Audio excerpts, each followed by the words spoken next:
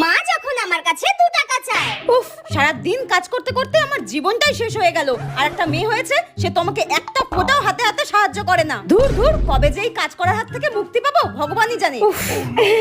ওমা ওমা, হ্যাঁ কি হয়েছে?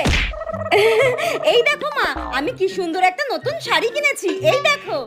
হ্যাঁ, ও এখন বড় হয়েছিস, ইনকাম করতে শিখেছিস, তাই নিজের জিনিস নিজেই কিনতে শিখে গেছিস। হ্যাঁ রে, কই মায়ের জন্য তো কোনোদিনও কিছু নিয়ে আসিস না। কোথায় এসে বলবি মা তোমার জন্য এই জিনিসটা নিয়ে এসেছি, সেটা তো কোনোদিনও করিস না। মায়ের হাতে তো কিচ্ছু দিস না কেন রে? মায়ের হাতে তো 2 টাকা দিতে পারিস।